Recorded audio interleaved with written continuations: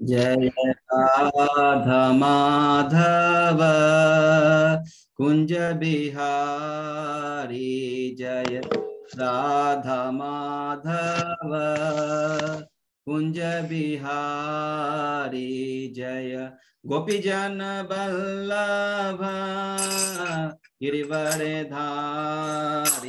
जय गोपीजन वल्लभ गिरिवरधारी, यशोदानंदन ब्रज जनरंजन, यशोदानंदन ब्रज जनरंजन, यशोदानंदन ब्रज जनरंजन, यमुना तीरा वनचारी, यमुना तीरा वनचारी, जय राधा कुंज बिहारी, जय राधा माधव कुंज बिहारी,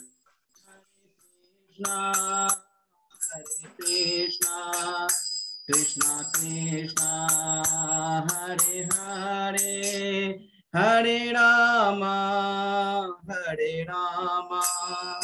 राम राम हरे हरे, हरे कृष्णा कृष्णा कृष्णा हरे हरे, हरे राम राम राम हरे हरे, हरे कृष्णा कृष्णा कृष्णा हरे हरे, हरे राम राम राम हरे हरे, गोविंद बोलो हरि गोपाल बोलो, गोविंद बोलो हरि गोपाल बोलो, राधा रमन हरि गोविंद बोलो, श्री राधा रमन हरि गोविंद बोलो, जय राधा दामोदर राधा दामोदर राधे, जय राधा गोपीनाथ राधा गोपीनाथ राधे, जय राधा मदन मोहन राधा मदन मोहन राधे, जय राधा कुंज बिहारी राधा कुंज बिहारी राधे, जय राधा गोविंद राधा गोविंद राधे, जय राधा माधव राधा माधव राधे, जय राधा मधुसूदन राधा मधुसूदन राधे, जय राधा केशव राधा केशव राधे, जय राधा रस बिहारी राधा रस बिहारी राधे, जय जगन्नाथ बलदेवा जय सुभद्रा, जय गौरानिताय जय गौरानिताय, जय जय प्रभुपाद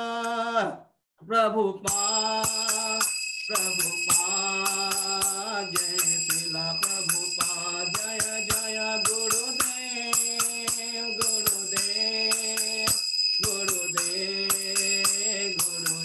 निताय गौर हरि बोल निताय गौर हरि बोल, हरि नाम संकीर्तन की जय, राधा माधव की जय, श्रीला प्रभुपाद की जय। हरि हरि बोल हरि बोल। बहुत ही सुंदर बड़े एकदम माने बड़े मन से एकदम पूरा एकाग्र, प्रभु ने इतना सुंदर कीर्तन करा और पूरा आज मायापुर का हमें दर्शन कराया, राधा माधव अष्टकी बिन पंच तत्व नरसिंह भगवान का, बहुत ही सुंदर, बहुत बहुत धन्यवाद। हरि बोल। तो अभी हम लोग सबको भक्तों बहुत बहुत धन्यवाद। अभी हम लोग मंगलाचरण करते हैं। ओम अज्ञान तिमिरांधस्य ज्ञानांजन शलाकया चतुरून मिलितं येन तस्मै श्री गुरुवे नमः। श्री चैतन्य मनोभीष्टं स्थापितं येन रूपः स्वयं रूप कदा मह्यं ददाति स्वपदान्तिकं। वन्देऽहं श्री गुरु श्री युगपद कमलं श्री गुरु वैष्णवांच श्री रूपं साग्रजातं सहगना रघुनाथं वितं तं सजीवं स्वाद्वैतं सावभूतं परिजं सहितं कृष्ण चैतन्य देवं श्री राधा कृष्ण पादान सहगना ललिता श्री विशाखावितांश च। नमो ओम विष्णुपादाय कृष्ण पृष्ठाय भूतले श्रीमते भक्ति वेदांत स्वामी इति नामने। नमस्ते सरस्वती देवे गौरवाणी प्रचारिणे निर्विशेषा शून्यवादी पाश्चात्य देश तारिणे। वंचा कल्पतरुभ्यश्च कृपा सिन्धुभ्येव च पतितानां पावनेभ्यो वैष्णवेभ्यो नमो नमः। नमो महावदान्याय कृष्ण प्रेम पदायते कृष्णाय कृष्ण चैतन्य नामने गौरत्पिषे नमः। हे कृष्ण करुणा सिंधु दीन बंधु जगतपते गोपेश गोपिका कांत राधा कांत नमस्तुते। तप्त कांचन गौरांगी राधे वृंदावनेश्वरी विश्वानुसुते देवी प्रणमामि हरिप्रिये। नीलांचल निवासाय नित्याय परमात्मने बलभद्र सुभद्रायां जगन्नाथाय ते नमः। जय श्री कृष्ण चैतन्य प्रभु नित्यानंद श्री अद्वैत गदाधर श्रीवासादि गौर भक्तवृंद। मुखं करोति वाचालं पंगु लंगे गिरिं यत्कृपातमहं वन्दे श्री गुरुं दीनतारिणं परमानंद माधवं श्री चैतन्येश्वरम्। हरे कृष्णा कृष्ण कृष्णा हरे हरे हरे राम राम राम हरे। श्री श्री मंगलाचरण की जय, शिला प्रभुपाद की जय। हरे कृष्णा। आज के श्रीमद् भागवतम चर्चा में, कथा में, अध्ययन में हम सभी भक्तों का हार्दिक स्वागत करता हूँ। मैं सभी भक्तों के चरणों में अपना दंडवत प्रणाम करता हूँ और हम याद करते हैं, याद करेंगे कि कितने हम कृपालु और कितने भाग्यशाली हैं। भगवान श्री कृष्ण गुरु आचार्य साधु इतनी बड़ी कृपा, असीम कृपा हमारे ऊपर, सब भक्त लोग मिल करके आपस में श्रीमद् भागवतम की हम लोग चर्चा कर पा रहे हैं। हम लोग अभी कैंटो 3 के 11वां अध्याय में लास्ट क्लास में कंप्लीट किया और आज हम 12 अध्याय में प्रवेश करेंगे, जिसका शीर्षक है कुमारों तथा अन्यों की सृष्टि। क्योंकि अब ब्रह्मा जी सेकेंडरी सृष्टि कर रहे हैं, विसर्ग कर रहे हैं, व्याकृत, प्राकृतिक व्याकृत, व्याकृत मीन्स सेकेंडरी विसर्ग, वो कर रहे हैं ब्रह्मा जी। तो इसके पहले जो थोड़ा सा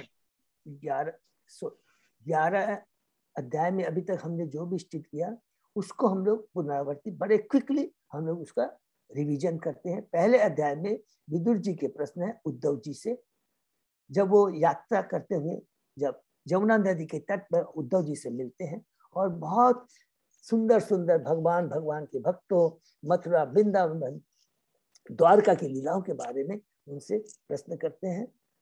उन प्रश्नों को सुनने के बाद में हम दूसरे अध्याय में प्रवेश करते हैं, जिसमें शीर्षक है भगवान का स्मरण। उद्धव जी को भगवान का स्मरण आ जाता है, वो अपने दिव्य स्तर पर पहुंच जाते हैं। कुछ समय इंतजार, एक मुहूर्त इंतजार करने के बाद में वो अपने मानवीय स्तर पे आते हैं और विदुर जी के एक एक प्रश्नों का उत्तर देते हैं। और जितने भी वो उत्तर देते हैं दूसरे अध्याय में, वो वृंदावन में भगवान ने जो भी लीला है उसके बारे में।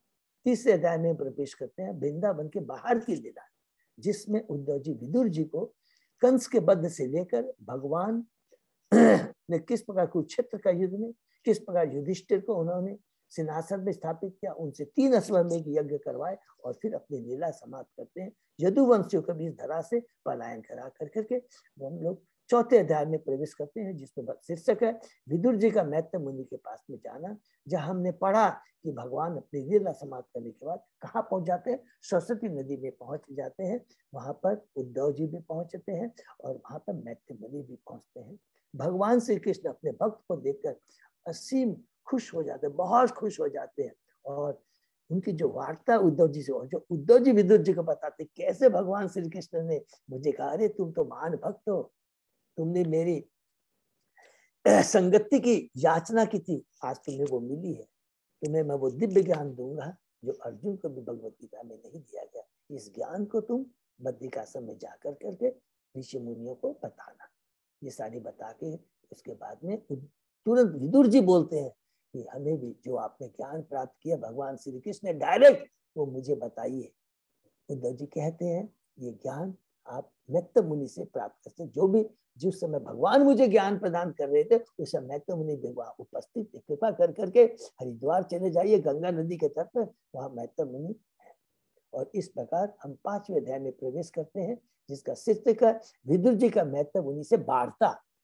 किस प्रकार जब उद्धव जी का आदेश प्राप्त कर करके, जब उद्धव जी तो चले जाते हैं बद्रिकाश्रम और विदुर जी चले आते हैं हरिद्वार गंगा नदी के तट पर, और मैत्रेय मुनि से प्रश्न करते हैं 5वें अध्याय में, जिसमें पहला इंपॉर्टेंट जो प्रश्न है बद्ध जीव के बारे में, कि बद्ध जीव भौतिक चीजों के प्रति आसक्त होकर सारा बहुमूल्य मनुष्य का जो मनुष्य जीवन जो बहुत दुर्लभ है, 84 लाख योनि मिलने के बाद ये मनुष्य मिलता है, उसको केवल भौतिक कार्यों में लगा देता है, सारा समय उसी में लगता है और चाहता है कि सोचता है कि इसी से मुझे सुख शांति और इसी से मुझे सब कुछ मिलेगा, लेकिन मिलता नहीं है।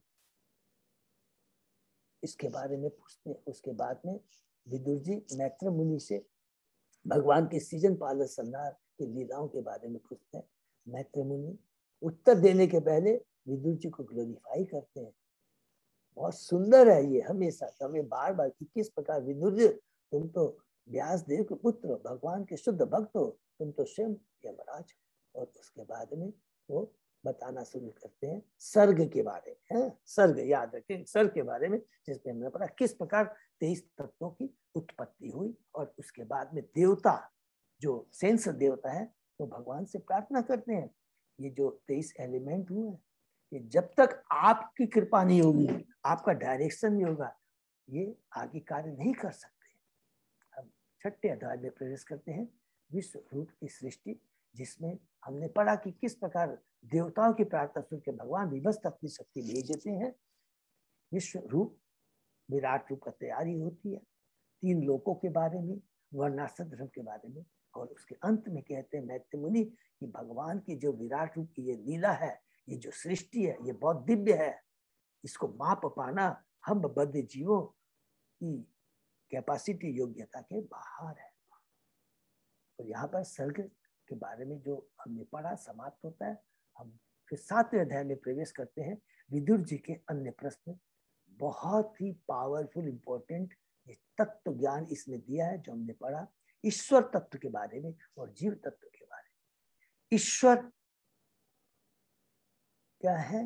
वो परमात्मा है और सारे उनके अंश हैं, शक्तिमान है वो, और बाकी उनकी शक्तियां हैं। या चाहे भौतिक जगत ले ले या हम जीवों को ले लीजिए, कुछ भी है, ये भौतिक जगत भगवान की अंतरंग शक्ति, आध्यात्मिक जगत भगवान की बहिरंग शक्ति, और आध्यात्मिक जगत भगवान की अंतरंग शक्ति। हम जीव हैं, तटस्था शक्ति है, जिसको अपरा प्रकृति अपरा शक्ति बोलते हैं, ये भी भगवान की शक्ति। जो कुछ भी है भगवान की शक्ति, भगवान के अस्तित्व के कुछ भी नहीं है। इसलिए भगवान कभी भी भौतिक जगत से प्रभावित नहीं होते हैं। हमने पढ़ा राजा का एग्जाम्पल, एक राजा कैदी खाना बनाता है, लेकिन जब वो जाता है इसका मतलब नहीं कि वो भी कैदी हो गया। उसी प्रकार हमने जीव के बारे में पढ़ा, वो भी भगवान का अंश है, और सच्चे में पूछा जाए तो वो भी प्रभावित नहीं होता, लेकिन प्रभावित हुआ जैसा लगता है। जैसे सपने में हम देखते हैं कि हमारा गला काट दिया है, लेकिन वास्तव में हमारा गला नहीं कटा रहता है। उसका चंद्र का एग्जाम्पल दिया। और इसके बाद में वो भगवान से प्रार्थना करते हैं कि बहुत सुंदर प्रार्थना है कि मैं भौतिक जगत की सृष्टि का जो आपने मुझे दायित्व दिया करते समय, मैं सृष्टिकर्ता अपने को नहीं बांध बैठूं, रजोगुण से प्रभावित नहीं हो जाऊं। तो भगवान तुरंत उत्तर देते हैं कि हे ब्रह्मा, तुम जो कुछ चाहते हो उसकी सारी व्यवस्था मैंने पहले से कर दी, और जब तुम सृष्टि का कार्य करोगे, सेकेंडरी सृष्टि का कार्य करोगे, तो तुम्हें सदैव मेरा चिंतन बना रहेगा। रजोगुण तुम्हारे फटक तक, मैं तुम्हारे नजदीक तक नहीं पहुंच पाएगा। मैं सर्व कार्यों का कारण हूं, तुमसे मेरी उत्पत्ति हुई है, और तुम बिना फिक्र होकर के सृष्टि को करो। उसके बाद में हम लोग 8वें अध्याय में पहुंचते हैं, जिसका शीर्षक है इसमें लिखा है कि गर्भोदक्षाई विष्णु द्वारा ब्रह्मा का प्रकट। बहुत सुंदर है कि जिसमें किस प्रकार हमने पढ़ा कि गर्भोदक्षाई विष्णु जब ब्रह्मा की रात रहती है तो वो अपनी योग निद्रा में गर्भ सागर गर्भोदक्षाई सागर में सोए रहते हैं। जब ब्रह्मा का दिन होता है तो किस प्रकार वो अपनी दृष्टि डालते हैं और प्रथम जीव ब्रह्मा की उत्पत्ति होती है। ब्रह्मा जी भगवान अपनी प्रयास से भगवान को जानना चाहते हैं, नहीं जान पाते हैं, तपस्या करते हैं, भगवान उनको हृदय में दर्शन देते हैं और भगवान का कितना सुंदर रूप का वर्णन हुआ है, भगवान के शरीर का, भगवान के मुकुट का, भगवान के पीताम्बर का। और अब वो सृष्टि करने जा रहे हैं तो सृष्टि करने के पहले वो जो सृष्टि शक्ति के लिए वो भगवान ब्रह्मा जी भगवान से प्रार्थना करते हैं। अध्याय 9 में हम पहुंचते हैं और सबसे पहले कहते हैं कि जो जानने की चीज है केवल कृष्ण ही, आप ही है, आप ही सर्व कारण कारण है, आप ही से सारे योगा युगा अवतार, सत्यावेश अवतार, मनवंतर अवतार, लीला अवतार सारे आपसे ही निकलते हैं, भगवान के गर्भोदक्षाई और चिरंतन विष्णु से। और आपका साकार रूप है, मैं आपके साकार रूप की पूजा करता हूँ। इतना सुंदर करके बहुत प्रार्थना करके फिर यहाँ पर भी वही कहते हैं कि वो देखिए कि मैं कभी भी आपके भगवान से करके कि यहाँ थोड़ा सा हमने थोड़ा सा मैं वो 7वें अध्याय में किया गया, जो कि 9वें अध्याय में 7वें अध्याय में जब अलग अलग जीव ईश्वर तत्व जीव तत्व के बारे में करते हैं और उसके बाद में और बहुत सारे अन्य प्रश्न करते हैं मनु के बारे में तो यहाँ पर ब्रह्मा जी की प्रार्थना है। 8वें अध्याय में गर्भोदक्षाई विष्णु जब ब्रह्मा जी की उत्पत्ति करते हैं और उसके बाद में भगवान के सुंदर रूप का दर्शन 9वें अध्याय में आकर करके ब्रह्मा जी प्रार्थना करते हैं, पहले उनको ग्लोरीफाई करते हैं, उसके बाद में यहाँ पर आकर के बोलते हैं कि हे कृष्ण, हे विष्णु भगवान, हे गर्भोदक्षाई विष्णु, मैं सृष्टि करते समय कभी अपने को सृष्टि करता नहीं समझ पाएगा।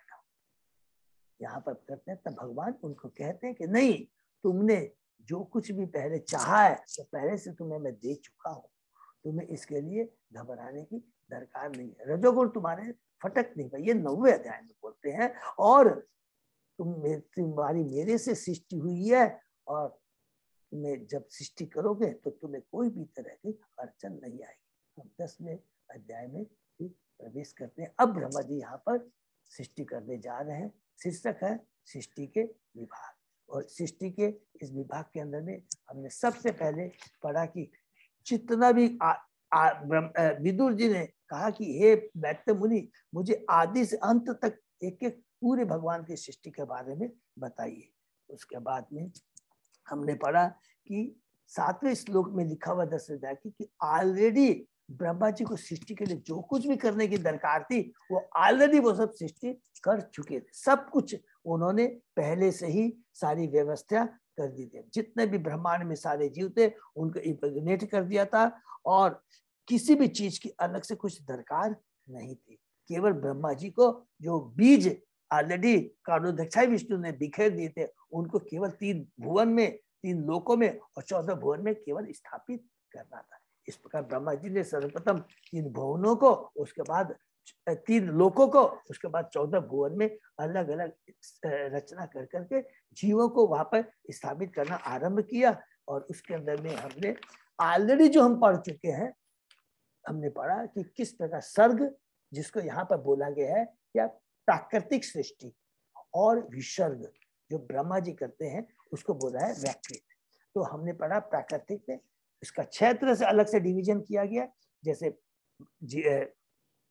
प्रधान, प्रधान से महत्व, महत्व से अहंकार, फिर तन्मात्रा, इंद्रिय सेंसेस, डेमिगॉड्स और तामस। और हमको मालूम है, हमने पढ़ा है कि अहंकार से ये सारी चीजें आते हैं, तन्मात्रा, इंद्रिय सेंसेस, सबको याद है ना। मिथ्या अहंकार जब सत्वगुण में होता है, रजोगुण में होता है तमस। इसको एक अलग रूप से यहाँ पर प्रेजेंट किया गया, कोई हमको कंफ्यूजन नहीं होता। उसके बाद में हम लोग चैप्टर 11 के अंदर में प्रवेश करते हैं, जिसका शीर्षक है परमाणु से काल की गणना।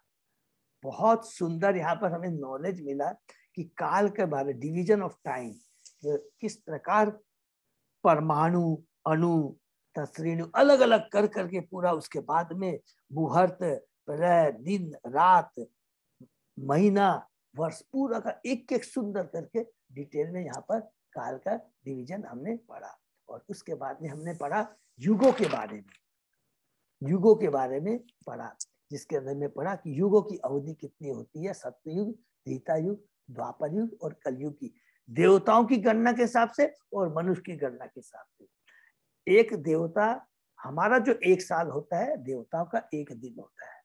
इसलिए सिंपल चीज है, अगर एकदम हमारे कई कंफ्यूजन, हमारे पढ़ा कि कलयुग 4,32,000 का होता है, उसको 360 से डिवाइड कर देंगे तो ये 1200 आएगा, वो देवताओं का हो गया। उसी प्रकार अलग अलग करके द्वापर युग डबल, त्रेता युग 3 गुना और सतयुग 4 गुना होता है। ठीक है, इसके बारे में हमने पढ़ा। और उसके बाद में हमने पढ़ा कि अलग अलग युगों में जो धर्म है, हमने पढ़ा था धर्म की जो 4 पाव है उसका 25% धीरे धीरे करके त्रेता युग में हास होता है, कलयुग में फिर 25%, और सॉरी द्वापर युग में फिर 25%, और कलयुग में आकर के वो केवल 25% रह जाता है। और इसमें हमें कंफ्यूजन नहीं होता। ये 25% धर्म जो है, जिसे हमने पढ़ा था कि सत्य, उसके बाद में सच्चाई, उसके बाद में पवित्रता, और उसके बाद में एस्ट्रोसिटी माने क्या बोलते हैं तपस्या, ये इसमें से 25% लेस होता है या एक एक करके लेस हो जाता है कि तपस्या चली जाती है एक में, फिर चली जाती है अहिंसा, और अंत में सत्यता रह जाती है। सबको क्लियर है ना? तो दोनों सही है, क्योंकि आचार्यों की अपनी अपनी टिप्पणी है, लेकिन क्या 25% हास हो जाता है। और उसके बाद में हम लोगों ने पढ़ा मनुओं के बारे में पढ़ा कि ब्रह्मा जी का एक दिन में जो 1000 चतुर्युग ब्रह्मा जी की आयु होती है, उसमें 14 मनु आते हैं, और एक एक मनु 71 पॉइंट तक अलग शासन करता है, और एक एक मनु के अंदर में 6 हमने पढ़ा स्वयं लोग आते हैं। पूरी जब सृष्टि को चलाने के लिए स्वयं मनु रहते हैं, फिर मनु के पुत्र रहते हैं, फिर देवता होते हैं, इंद्र होता है, सप्तर्षि होते हैं, और स्वयं मनवंतर अवतार के रूप में भगवान होते हैं। इसके बाद में हमने पढ़ा कि इसके बाद में संहार के बारे में पढ़ा। जब रात हो जाती है तो सारे तीनों लोग दृष्टिगोचर नहीं होता, नीचे के लोग, लेकिन ऊपर के लोग बने रहते हैं, और सूर्य चंद्रमा रहते हैं लेकिन वो तेजहीन हो जाते हैं। फिर हमने पढ़ा कि संकर्षण भगवान के मुख से जब वो नीचे के लोग जब प्रलय में चले जाते हैं, किस प्रकार संकर्षण भगवान से अग्नि निकलती है, और ऊंचे के लोग जो महर लोक से जनलोक में चले जाते हैं। इसके बाद में हमने पढ़ा ब्रह्मा जी की आयु के बारे में पढ़ा। बहुत सुंदर इसमें लिखा कि ब्रह्मा जी लिखा इस तरह ब्रह्मा जी समेत प्रत्येक जीव के लिए आयु की अवधि के क्षय की विधि विद्यमान है, माने ब्रह्मा जी की भी मृत्यु होती है। हमने यहाँ पर ब्रह्मा जी के 2 प्रारब्ध, प्रथमार्ध और द्विरार्ध। प्रथमार्ध 50 साल की आयु होती है, और द्विरार्ध फिर 50 है, दोनों मिला के ब्रह्मा जी की आयु 100 साल होती है। और यहाँ पर कल्प के बारे में थोड़ा सा हमने पढ़ा कि ब्रह्मा जी का प्रथमार्ध, माने जब ब्रह्मा जी का जन्म होता है तो पहला को क्या बोलते हैं, ब्रह्मकल्प, या उसको श्वेत कल्प बोलते हैं। दूसरा जो भगवान जी ब्रह्मा जी का जन्म होता है उसको पद्म कल्प बोलते हैं, क्योंकि इसलिए पद्म कल्प बोलते हैं, उसमें पूरा विशाल कमल निकलता है और उसमें ब्रह्म है। और सेकंड प्रारब्ध का लिखा है कि जो पहला दिन होता है मान 51 ईयर जो ब्रह्मा जी का होता है, उसको बराह कल्प बोलते हैं, क्योंकि उसके अंदर में भगवान बराह ने जन्म लिया था। इस प्रकार ये करने के बाद में लास्ट में हमने पढ़ा कि ब्रह्मा जी की जो इतनी आयु है वो भगवान की आयु के 1 निमेष के बराबर है, माने 1 सेकंड से भी नीचे है। बहुत सुंदर करके कहा कि लास्ट में हमने पढ़ा नित्य काल कभी भी ब्रह्मा जी के जीवन के साथ नष्ट नहीं होता।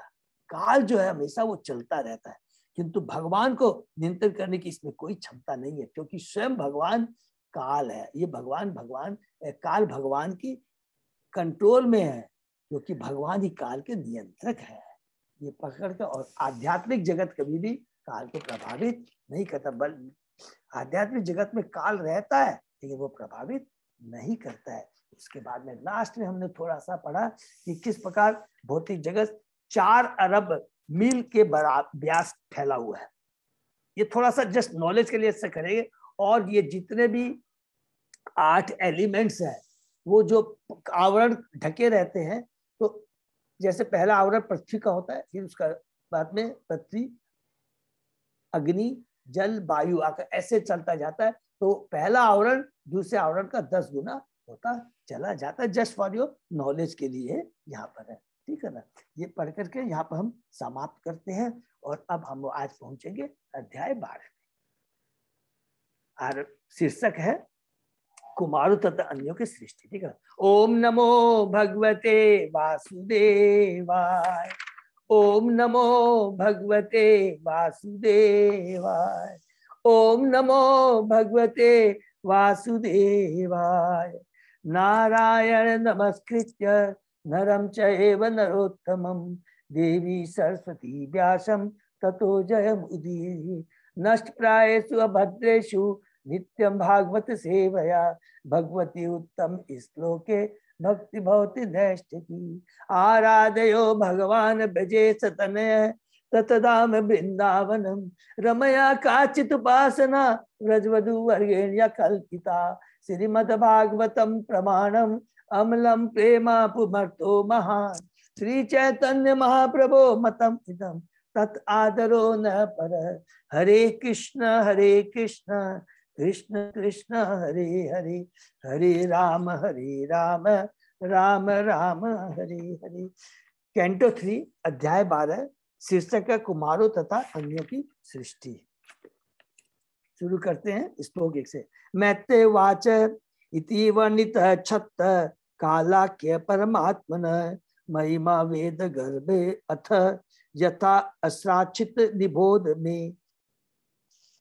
श्री मैत्रेय ने कहा, हे विद्वान विदुर, अभी तक मैंने तुमसे काल रूप भगवान की महिमा की व्याख्या की है। अब तुम मुझसे समस्त वैदिक ज्ञान के आगार ब्रह्मा की सृष्टि के विषय में सुन सकते। अब यहाँ पर रियल ब्रह्मा की सृष्टि के बारे में बता रहे हैं। उसके पहले अभी हम लोगों ने पढ़ा काल के बारे में। देखिए 11वां अध्याय में हम लोगों ने बहुत अलग अलग से पूरा डिटेल में काल के बारे में पढ़ा, युगों के बारे में पढ़ा, मनुओं के बारे में पढ़ा, ब्रह्मा जी की आयु के बारे में पढ़ा। और इसमें ये कहा गया कि ये जितना भी इतनी बड़ी बड़ी जो आयु है, ये ब्रह्मा जी की आयु भगवान की 1 निमेष माने 1 सेकंड से भी कम के बराबर है। तो भक्त का मतलब भगवान असीम है, अनादि है, हम उनको नहीं जान पा सकते। अनादि, आदि माने उनका कोई आदि नहीं है, ठीक है, अद्य। अब यहाँ पर शुरू करेंगे ब्रह्मा जी अपनी सृष्टि के बारे में। श्लोक 2। ससर्ज अग्रे अंधता मिश्रम अथता मिश्रम आदिकृत मा मोहम च मोहम च तम च अज्ञान वृत्य। ब्रह्मा ने सर्वप्रथम आत्म प्रपंचा, मृत्यु का भाव, हताश के बाद क्रोध, मिथ्या स्वामित्व का भाव तथा मोह में शारीरिक धारणा या अपने असली स्वरूप की विस्मृति जैसी अविद्यापूर्ण वृत्तियों की रचना की। हरि बोल। सबसे पहले ब्रह्मा जी ने सृष्टि करने के पहले जो कि हमने पढ़ा है मिथ्या अहंकार। मिथ्या अहंकार से हमारे में क्या क्या चीज आ जाती है कि तम आ जाता है, इग्नोरेंस के, अपने स्वरूप के बारे में हम भूल जाते हैं, अपनी आइडेंटिटी के बारे में भूल जाते हैं, हम प्रोप्राइटरशिप है ये भावना हमारे में आ जाती है। और जब ये चीजें हमारी पूरी नहीं होती है तो एंगर, क्रोध आता है। और क्रोध जब होता, हमने दूसरे अध्याय में पढ़ा था 63वें श्लोक में शायद, कि जब आदमी तो वो अपने से अपने अस्तित्व से, अपनी चेतना से गिर जाता, माने पशु वृत्ति में चला जाता है। क्रोध इतना खराब होता है, जब लोग काम से पूरा नहीं होता तो क्रोध से मोह आता है। यही चीजें शुरू में ब्रह्मा जी उत्पन्न करते हैं कि जब जीव इस भौतिक जगत में आता है तो उनके अंदर में ये चीजें सबसे पहले स्थापित होती है। तो हम लोग इसका तात्पर्य पढ़ते हैं। विभिन्न प्रकार की योनियों में जीवों की वास्तविक सृष्टि के पूर्व, माने सृष्टि के पूर्व, ब्रह्मा ने वे परिस्थितियां उत्पन्न की जिसके अंदर का जीवों को इस भौतिक जगत में रहना होता है। जब तक जीव अपने असली स्वरूप को भूल नहीं जाता तब तक जीवन की भौतिक अवस्था में उसके लिए रह पाना असंभव है। बिल्कुल सही बात है कि जीव भौतिक जगत में कब आता है? जब वो अपने अस्तित्व को भूल जाता है, अपने वास्तविक स्वरूप को भूल जाता है, अपने को स्वामी कहलाता है, अपने को कंट्रोलर कहलाता है, अपने को इंजॉयर कहलाता है। दैट इज मिथ्या। अतः भौतिक जीवन की पहली शर्त है अपने असली स्वरूप की विस्मृति। अपने असली स्वरूप को भूलने पर मनुष्य के लिए मृत्यु से भयभीत होना निश्चित है। यद्यपि शुद्ध आत्मा मृत्यु रहित तथा जन्म रहित होता है। भौतिक प्रकृति के साथ यह झूठी पहचान उन वस्तुओं के मिथ्या स्वामित्व का कारण है जो श्रेष्ठ नियंत्रण की व्यवस्था द्वारा प्रदत्त होती है। जीव को समस्त भौतिक संसाधन इसलिए प्रदान किए जाते हैं कि वह शांतिपूर्वक रह सके और बद्ध जीवन में आत्म साक्षात्कार के कर्तव्यों को निभा सके। तो हमने पढ़ा है कि भगवान इस भौतिक जगत में जब जीव कि में ये भावना आ जाती है, वो अपने स्वरूप को भूल जाता है, जिसको तमह बोलते हैं, और वो अपनी आइडेंटिटी को भूल जाता है जिसको मोह बोलते हैं, और जब वो सोचता है कि मैं प्रोप्राइटर हूं जिसको महामोह बोलते हैं, और जब वो अपने राजस में आकर करके अपने को प्रोप्राइटर समझ कर करके सारी चीज को प्राप्त करने की चेष्टा करता है, तो जब सक्सेस नहीं होता है तो उसको गुस्सा आता है, इसको बोलते हैं तमिश्रम कहते हैं। और उसके बाद में अंध तमिश्रम, लास्ट में जब वो गुस्सा में आ जाता है तो अपने से अपनी ही नजर से गिर जाता, माने वो पशु लेवल तक पहुंच जाता है। ये 5 स्टेज यहाँ पर बताया गया है। किंतु झूठी पहचान के कारण भगवान की संपत्ति के झूठे स्वामित्व के भाव में फंस जाता है। इस श्लोक से यह स्पष्ट है कि स्वयं ब्रह्मा परमेश्वर की सृष्टि है और भौतिक जगत की 5 प्रकार की अविद्याएं जो अभी हमने पढ़ा है, तमह, मोह, महामोह, तमिश्रम और अंध तमिश्रम, जो जीवों को बद्ध बनाती है, ब्रह्मा की सृष्टि है। यह सोचना नितांत हास्यप्रद है कि जीव परम पुरुष के तुल्य है, जबकि वह यह समझ सकता है कि बद्ध जीव ब्रह्मा की जादुई छड़ी के वश में। हरि बोल। पतंजलि की भी यह स्वीकार करता है कि अविद्या 5 प्रकार की है, जिनका यहाँ पर इसलिए मैंने पतंजलि में भी कहा कि ये 5 तरह की अविद्या है जो सर्वप्रथम देखिए विसर्ग में यहाँ बताया, सबसे पहले ब्रह्मा जी ये 5 अविद्या को क्रिएट करते हैं जो कि बद्ध जीवों को बांधे रखती है। नेक्स्ट, दृष्ट्वा पापी सयीम सृष्टिम न आत्मानं बहु अमन्यत भगवत ध्यान पुते मनसा अन्याम ततः असृजत। ऐसी भ्रामक सृष्टि को पापमय कार्य मानते हुए ब्रह्मा जी को अपने कार्य में अधिक हर्ष का अनुभव नहीं हुआ नेचुरली। अतः उन्होंने भगवान के ध्यान द्वारा अपने आप को शुद्ध बनाया। तब उन्होंने सृष्टि की दूसरी शुरुआत की। जब उन्होंने ये 5 चीजें उत्पन्न की, डेफिनेटली ये अच्छी नहीं है, जीवों के लिए अच्छी नहीं है, तो उनको बहुत ज्यादा खुशी नहीं। फिर उन्होंने भगवान से प्रार्थना की और अपने को शुद्ध बनाया, माने भगवान की भक्ति कर करके भगवान की कृपा प्राप्त की। तब उन्होंने सृष्टि की दूसरी शुरुआत की। यद्यपि ब्रह्मा जी ने विभिन्न प्रकार की अविद्याओं की सृष्टि की, किंतु वे ऐसे अप्रसन्नचित कार्य को संपन्न करके संतुष्ट नहीं थे। ये जो 5 याद है ना, सबको याद रहेगा, तमह, मोह, महामोह, तमिश्रम और अंध तमिश्रम। उन्होंने यह कार्य इसलिए करना पड़ा क्योंकि अधिकांश बद्धात्माएं ऐसा चाहती थी। इसको अंडरलाइन कर देंगे, क्योंकि उन्हें ऐसा कार्य इसलिए करना पड़ा क्योंकि अधिकांश बद्धात्माएं ऐसा चाहती थी। क्योंकि भगवान ने भी इस भौतिक जगत की सृष्टि इसलिए की क्योंकि बद्ध जीव अपने को कंट्रोलर, प्रोप्राइटर, इंजॉयर मानना चाहता था। तो भगवान ने कहा कि तुम्हारी मति, तुम्हारी चेतना कलुषित हो चुकी है, तो पहले तुमको प्योरीफाई करना है। इसके लिए भगवान ने भौतिक जगत बनाया और उसके लिए सबसे पहले ब्रह्मा जी की उत्पत्ति की। और ब्रह्मा जी भगवान के आदेश के अनुसार अब ये विसर्जन करने जा रहे हैं। और उसके पहले हमने यहाँ अभी पढ़ा है कि भगवान ने सारी व्यवस्था कर दी थी, टोटल व्यवस्था भगवान ने कर दी है, एक चीज भी भगवान ने कमी नहीं रखी है। ठीक है। भगवान कृष्ण का भगवत गीता में वचन है कि वे सबों के हृदय में उपस्थित है। 15 अध्याय सर्वस्य चाहम हृदय सन्निष्ठो मत स्मृति ज्ञानम पौन, और हर एक को स्मरण करने या भुलाने में सहायता करते हैं। यहाँ यह प्रश्न किया जा सकता है कि देखिए यहाँ पर लिखा गया, इसका वर्ड क्या हुआ, हर एक को स्मरण करने या भुलाने में सहायता करते हैं। अगर जीव सोचता कि मैं मालूक है तो भगवान भुला देते हैं कि ठीक है तू मेरा अंश है, तू मेरा सेवक है।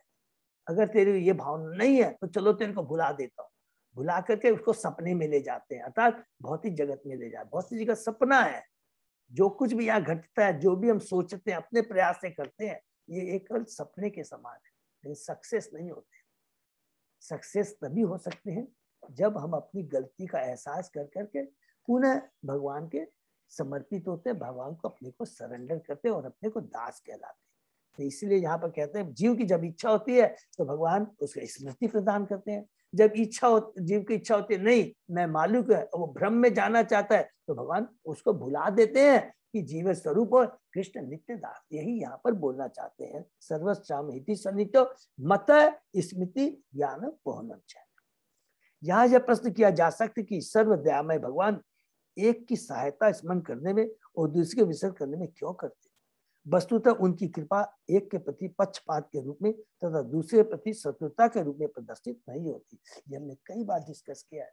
भगवान कृपालु है, सभी भगवान की आत्माएं हैं, भगवान कभी भी पक्षपात नहीं करते हैं। बरसात एक ही होती है सब जगह है, लेकिन कहीं फूल उगते हैं कहीं कांटे उगते हैं।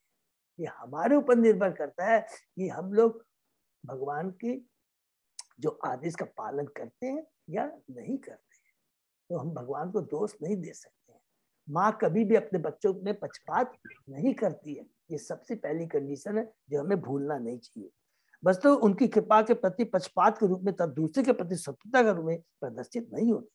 भगवान के अंश रूप में जीव अंशतः स्वतंत्र है, क्योंकि उसमें भगवान के समस्त गुण अंशतः पाए जाते हैं। हरि बोल। भगवान के अंश रूप में जीव अंशतः स्वतंत्र है। भगवान स्वतंत्र है तो जीव भी स्वतंत्र है। बहुत ध्यान से। लेकिन जीव भगवान का अंश है तो उसको भी जो स्वतंत्रता है आंशिक है, पूर्ण स्वतंत्रता नहीं है। बहुत सिंपल चीज है। जिस किसी के पास थोड़ी भी स्वतंत्रता होती है वह अज्ञानवश उसका दुरुपयोग कर सकता है। ये बहुत इंपॉर्टेंट चीज है कि अगर हम स्वतंत्रता का दुरुपयोग करते हैं तो उसका हमें दुष्परिणाम भोगना पड़ेगा। अब जीव अपनी स्वतंत्रता का दुरुपयोग करने को अच्छा मानकर अविद्या में जाने लगता है, तो सर्वदयालु भगवान सर्वप्रथम उसको पास से बचाने का प्रयत्न करते हैं। किंतु जब जीव नरक की ओर गिरते रहने पर उतारू हो जाता है तो भगवान उसे उसकी असली स्थिति को भुलवाने में सहायता करते हैं। और यहाँ पर भगवान उसको दंड देते हैं, दिखता है दंड। माँ अपने बच्चे को कभी भी कमरे में बंद कर देती है, कभी भी उसको, इसका मतलब ये नहीं है कि माँ उससे नाराज हो गई है। माँ का भीतर में उद्देश्य क्या रहता है, इच्छा क्या रहती है, इसको करेक्शन करना, इसका करेक्शन करना, इसको सुधारना बहुत जरूरी है।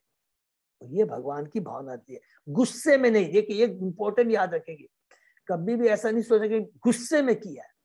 बाहर से गुस्सा आता है माँ को, लेकिन अंदर से माँ रोती रहती है कि देखो मेरा बच्चा खाया नहीं है, इतना जिद्दी हो गया है, मुझे मजबूरी में उसको बांधना पड़ा। अंदर से तो हमेशा उसकी चिंता करती रहती है।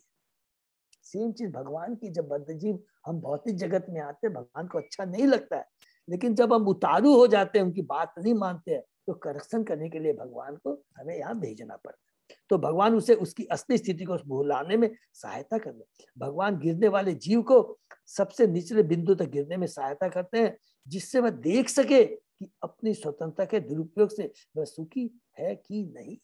तो भगवान तुमको एक बार हमको बताते हैं, तुम्हारी इच्छा तो एक बार जाके देख लो, तुम्हारी वास्तव में तुमको वहां सुख मिलता है या नहीं। लेकिन हमें सुख नहीं मिलता है, क्योंकि भगवान तो जानते हैं इस जगत में सड़ रहे प्राय, देखिए कितनी बड़ी बात लिख रहे हैं, इस जगत में सड़ रहे सारे बद्धजीव अपनी स्वतंत्रता का दुरुपयोग कर रहे हैं।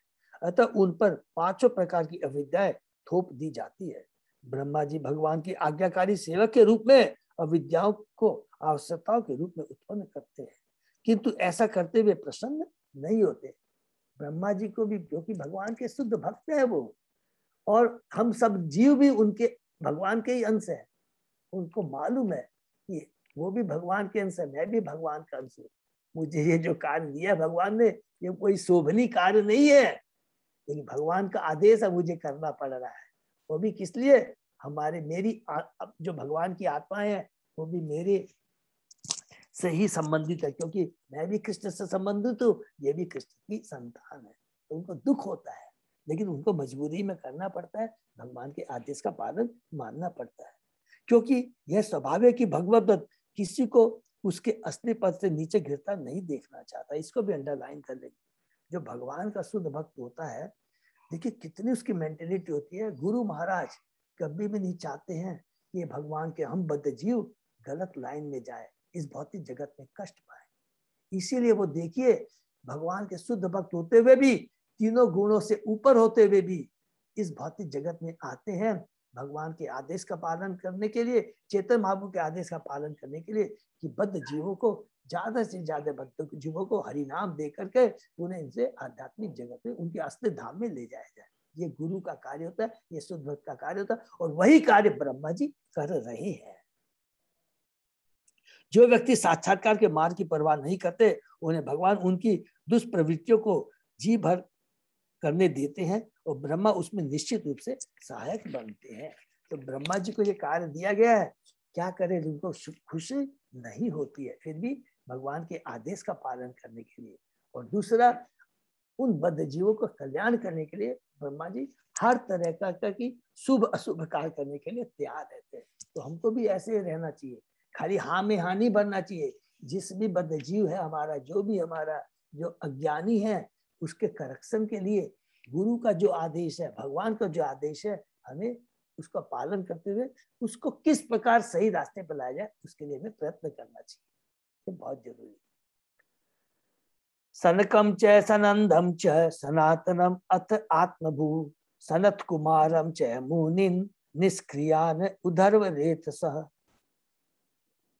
सर्वप्रथम ब्रह्मा ने 4 महान मुनियों को उत्पन्न किया, जिनके नाम सनक, चतुष्कुमार, सबको याद है ना। भगवान को प्रार्थना की, तो हमने अभी थोड़ी पहले पढ़ा भी था कि ये चतुष्कुमार है, जो ये देवता, इनकी उत्पत्ति हुई है, ये भगवान से भी और ब्रह्मा जी दोनों का इसमें रोल है, क्योंकि भगवान जी को उन्होंने प्रार्थना की ब्रह्मा जी ने, तब ये चतुष्कुमार को उत्पन्न किया। ये भगवान ब्रह्मा जी की प्रथम उत्पत्ति है। सनक, सनंदन, सनातन तथा सदत, ये सब भौतिकतावादी कार्यकलाप ग्रहण करने के लिए अनिच्छुक थे, क्योंकि उदरवेता होने के कारण वे अत्यधिक बड़े थे।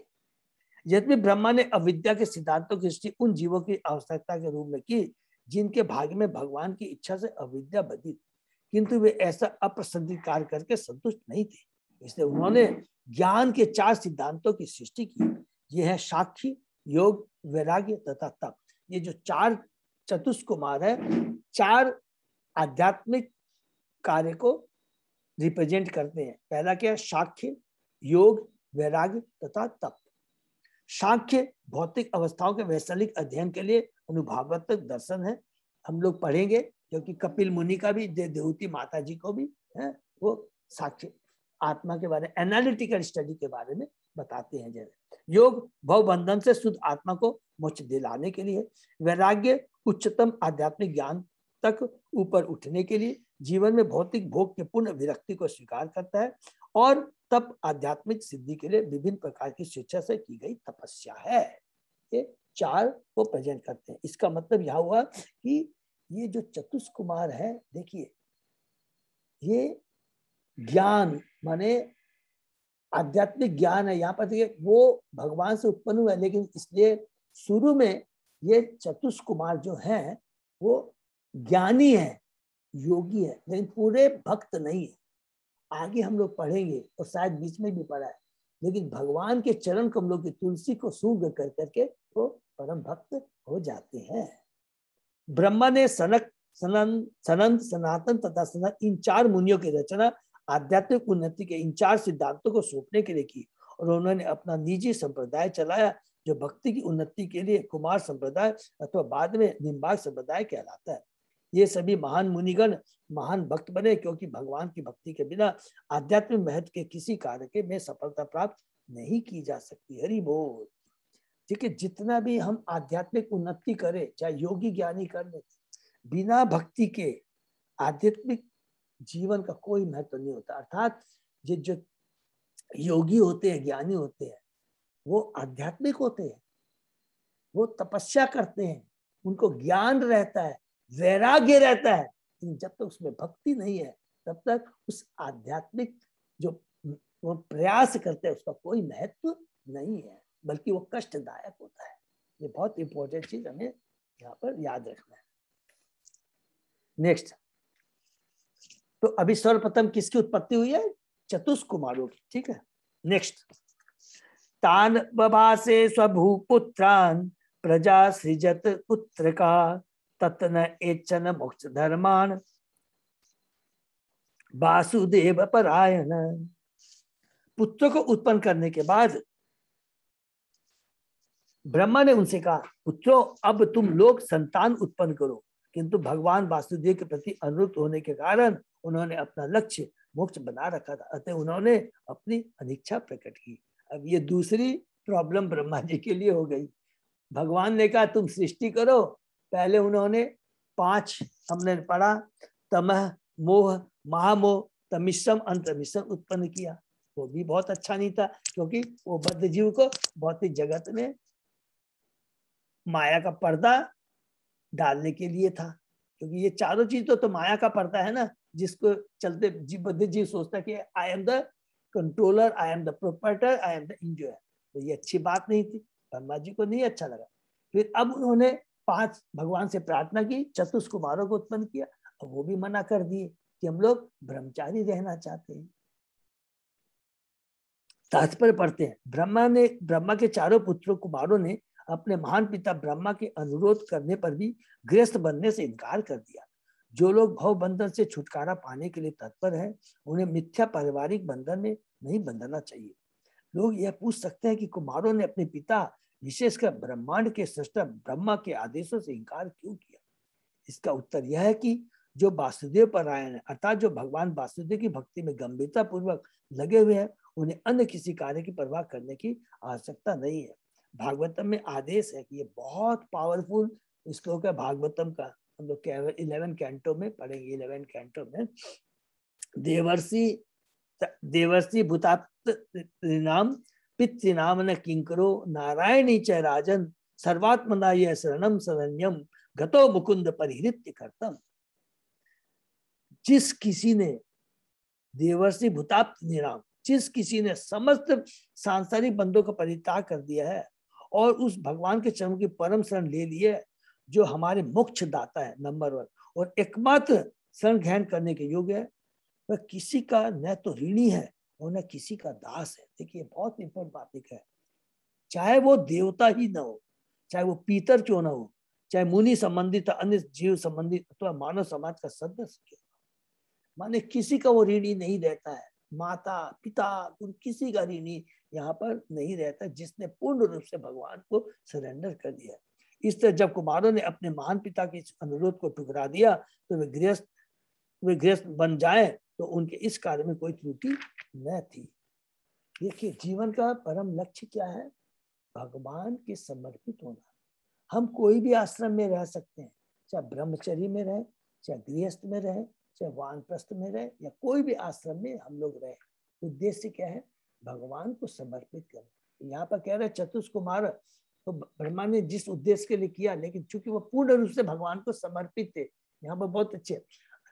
वो अगर हम कोई चीज को ना करते हैं फॉर हायर काज के लिए, जो भगवान से संबंधित है और भगवान की तुष्टि के लिए, तो वो गलत नहीं है। अगर हम कोई केवल अपने दिन तृप्ति के लिए ना करते, तो वो गलत होता। लेकिन ये तो भगवान के परम भक्त है, भगवान को समर्पित है, तो ब्रह्मा जी भी कुछ नहीं कर पाए और भगवान ने भी इसको ओके कहा। ये बहुत इंपॉर्टेंट है। स अवध्यात श्रुते एवं प्रत्याख्यात अनुशासनी क्रोधम दुर्विहसम जातम नियंतुम उपचक्रमे। पुत्रों द्वारा अपने पिता के आदेश का पालन करने से इनकार करने पर ब्रह्मा के मन में अत्यधिक क्रोध उत्पन्न हुआ, जिसे उन्होंने व्यक्त न करके दबाए रखना चाहिए। बोल, क्योंकि देखिए यहाँ पर एक एक चीज कितनी सूक्ष्म है। भगवान की इच्छा क्या है, ब्रह्मा जी की इच्छा क्या है। ब्रह्मा जी भगवान के आदेश का पालन करने जा रहे हैं, वो प्रयत्न कर रहे हैं, लेकिन भगवान की इच्छा के बिना पत्ता नहीं हिल सकता है। ब्रह्मा जी भी 3 गुणों से बंधे हुए हैं, उनको क्रोध आ गया है, उनको क्रोध आ गया है। अरे देखो मैंने उत्पन्न किया, मैं कितना मेहनत करूंगा, इन्होंने भी ना कर दिया। तो एक एक भागवतम में एक एक जगह हमको पूरा चीज समझ में आएगा कि भगवान किस सिचुएशन में क्या चाहते हैं। भगवान के तो ये ब्रह्मा जी का भी ये जो कार्य हो रहा है, ये भगवान के कंट्रोल में हो रहा है। भगवान एक एक चीज को सुपरवाइज करते जा रहे हैं। ब्रह्मा जी भौतिक प्रकृति के रजोगुण के प्रभारी निर्देशक है, अतः अपने पुत्रों द्वारा अपने आदेश का उल्लंघन होने पर उनका क्रुद्ध होना स्वाभाविक था। क्यों? सृष्टि का जो पालन होता है किससे होता है? रजोगुण से होता है। रजोगुण में हमने पढ़ा है कि जो आप कार्य करने जा रहे हैं अगर वो पूरा नहीं होता है तो 100% उससे क्रोध आता है। उस समय हमें क्या करना चाहिए? आज हम भी कार्य कर रहे हैं, हम भी रजोगुण है, और जब हमारे को क्रोध आता है, हमारी मति काम नहीं करती है, तो हमें भगवान से प्रार्थना करनी चाहिए। तो भगवान हमें गाइड करेंगे, हमारे क्रोध को कम करेंगे, रजो के गुण के प्रभाव को कम करेंगे। बहुत खतरनाक है रजोगुण है, क्योंकि सृष्टि रजोगुण के प्रभाव से ही होती है, याद रखिए। यद्यपि कुमारों द्वारा ऐसे कार्य से इंकार किया जाना उचित था, किंतु रजोगुण में लीन होने से ब्रह्मा जी अपना वासना में क्रोध नहीं खो सके। उन्होंने तो बहुत अच्छे कार्य के लिए क्या कि हम भगवान के शुद्ध भक्त हैं, हम ब्रह्मचारी रहना चाहते हैं, मौज मस्ती करने के लिए नहीं, भगवान के आदेश का पालन करने के लिए, लोगों में भक्ति का प्रचार करने के लिए। इसीलिए कुमार संपदा, 4 तरह की संपदा है ना हम लोग करते हैं, श्री, कुमार, ब्रह्म, और चौथी क्या है? रुद्र। रुद्र है, वो एक श्री है। यस, रुद्र। 4 संप्रदाय हैं, चारों बोनाफाइड है। तो इतने बड़े वे महान ये चारों चतुष्कुमार बने, तो भगवान क्यों नाराज होंगे? उन्होंने तो चाहते ही है भगवान। ब्रह्मा जी चूंकि रजोगुण में है वो क्रोधित हो गए, किंतु उन्होंने उसे व्यक्त नहीं किया, क्योंकि वे जानते थे कि उनके पुत्र आध्यात्मिक उन्नति में अत्यधिक प्रबुद्ध है, अतः उन्हें उनके समक्ष अपना क्रोध व्यक्त नहीं करना चाहिए। अंदर से तो वो जानते हैं। देखिए रजोगुण में क्या चीज होता है, हमको मालूम है ये चीज, लेकिन बहुत ज्यादा रजोगुण में चले जाते हैं तब मति काम नहीं करती है, गुस्सा आता है, लेकिन अंदर से ज्ञान है कि क्या चीज सही है क्या गलत है। लेकिन रजोगुण का प्रभाव इतना होता है कि हमारी मति काम नहीं करती है। तो ब्रह्मा जी को मालूम है इन्होंने ना किया है तो इसलिए नहीं कि वो एंजॉय करना चाहे, उन्होंने एक हायर पर्पज के लिए ये ना किया इस बात। फिर भी क्योंकि उनका काम नहीं हो रहा है तो उनको गुस्सा आ गया है। तो एक एक चीज में हमको ज्ञान है इसमें, देखिए समझे ना। तो कोई भी चीज में हम गुस्सा करें उसको सोच समझ करके कि मेरा स्वार्थ पूरा नहीं हुआ, उससे नहीं चलेगा। अगले ने हाँ किया या ना किया है उसके पीछे क्या सत्य क्या है। अगर वास्तव में वो भगवान की तुष्टि के लिए कार्य करे भगवान, तो वो अच्छा है, उसमें हमको गुस्सा नहीं करना। हाँ, अगर वो भगवान की सृष्टि के लिए ना कर करके अपनी इंद्रिय तृप्ति के लिए ना बोल रहे हैं कि हम नहीं करेंगे, तो वो गलत। एक एक जगह मेरे को याद आ गया, देवव्रत का याद आ गया है। देवव्रत स्वयंभू मनु के 2 पुत्र थे, उत्तानपाद और देवव्रत। उसी तरह देवव्रत भी जब उत्पन्न हुए, देवव्रत, यस, वो भी देखिए वो भी ब्रह्मचारी रहना चाहते थे, लेकिन तुरंत स्वयं ब्रह्मा जी आते हैं, नारद जी आते हैं, सब लोग आते हैं, अरे देवव्रत नहीं, तुम्हें सृष्टि करनी है, तुम्हें शादी करनी है। और वो तुरंत राजी हो जाते हैं। और राजी होते हैं, देखिए भगवान का आदेश का पालन करने के लिए, ये नहीं कि मेरे को गृहस्थ में जाकर के भोग करना है। और इतने पावरफुल राजा रहते हैं, उनके रथ के पहिए से 7 समुद्र 7 गड्ढे होते हैं, जिससे 7 समुद्र बनते हैं। हम लोग पढ़ेंगे डिटेल में देवव्रत के बारे में। लेकिन जैसे ही भगवान के आदेश का पालन पूरा होता है, तुरंत सब कुछ त्याग करके वैराग ले। एक एक भगवान के मान भक्तों का मतलब यहाँ ये बोलने का है कि चाहे आप गृहस्थ में रहे चाहे ब्रह्मचर्य में रहे, दोनों ही वैरागी कहलाएंगे, दोनों ही समाधि में कहलाएंगे, दोनों ही स्वरूप सिद्ध व्यक्ति कहलाएंगे, अगर उनकी चेतना कृष्णमय है। तो भगवान ने देखा कि देवव्रत उसके लायक है, देवव्रत ऐसा कर सकते हैं, गृहस्थ जीवन में रहते हुए भी मेरा समय का ध्यान रखेंगे, मेरी आज्ञा का पालन करेंगे, और सृष्टि उत्पन्न करके वो जितने भी प्रजा है, स्वयं के पुत्र, सबको कृष्णमय बनाएंगे। ये भी तो बहुत जरूरी है, इसलिए गृहस्थ जीवन भी बहुत जरूरी है। लेकिन गृहस्थ जीवन का उद्देश्य हमें समझना है, ये बहुत इंपॉर्टेंट ज्ञान है, ये भागवतम का भगवान द्वारा। हरे कृष्णा प्रभु जी, हनुमान जी तो थे वो गृहस्थ ब्रह्मचारी भी थे, और उन्होंने लंका गुस्सा में जलाई थी, तो रजोगुण की प्रधानता उनमें आ गई थी। यही इसका एग्जाम्पल यहाँ दे सकते हैं ना हनुमान जी का भी प्रभु जी? माता जी देखिए, वो जो आप बता रहे हैं ना, अगर कोई भी क्रोध, कोई भी कार्य भगवान की तुष्टि के लिए होता है, वो बाहर से दिखता है कि ये क्रोधी है, लेकिन वो दिव्य होता है। तो क्रोध दिव्य कब कहेंगे और भौतिक कब कहेंगे? जब अपनी इंद्रिय तृप्ति के लिए क्रोध आता है, वो हमारे विनाश का कारण है, डाउन। उसको समय कहते हैं कि वो वास्तव में रजोगुणी के लेवल पे थे। लेकिन जब भगवान की तुष्टि के लिए यदि वो कार्य करते हैं, तो वो क्रोध एक्चुअली रजोगुणी लगता है, लेकिन वो रजोगुणी नहीं होता है। ठीक है ना माता जी? हाँ हाँ, बात अपनी तुष्टि के। आप देखिए, अच्छा एक एग्जाम्पल आपको देता हूँ। स्वयं आप माता जी हैं, आप बच्चे पर कभी गुस्सा करती है, तो आप जब बच्चा को आपकी बात नहीं मानता, पढ़ाई नहीं करता है, तो उसमें अंदर में आपका भाव क्या रहता है? क्रोध तो रजोगुणी का वो है, तमोगुणी का, लेकिन आपका भाव क्या रहता है कि मेरा बेटा सुधर जाए। आप वो भाव रहता है, अच्छे के लिए भाव रहता है, अपनी इंद्रिय तृप्ति के लिए नहीं है, मेरी बात नहीं, मेरा बच्चा सुधर जाए। देखिए दोनों में फर्क होता है कि मेरा बच्चा सुधर जाए, फिर मेरे को कुछ नहीं चाहिए। तो बच्चे के लिए कर रहे हैं, तो भगवान की तुष्टि के लिए कर रहे हैं। तो दोनों में ये फर्क है। एक एक चीज को ध्यान रखना आपको कि काम, क्रोध, लोभ, हर चीज को हम भगवान की सेवा में लगा सकते हैं। तो ये जो आपको रजोगुणी लगते हैं, तमोगुणी लगते हैं, वो दिव्य हो जाते हैं। कोई भी चीज भगवान की सेवा की, भगवान की तुष्टि के लिए है, उसको कभी भी खराब नहीं बोल सकते। बाहरी दृष्टि से लगता है कि ये खराब है, लेकिन एक्चुअली वो खराब नहीं होता, क्योंकि वो भगवान की तुष्टि के लिए होता है। कोई भी कार्य भगवान की तुष्टि के लिए। क्या अर्जुन को भी लग रहा है कि मैं बहुत बड़ा गलत काम कर रहा हूँ, इतने लोगों की हत्या कर रहा हूँ, मेरे को कितना बड़ा बदनामी होगी, मेरे ऊपर कितना लांछन लगेगा।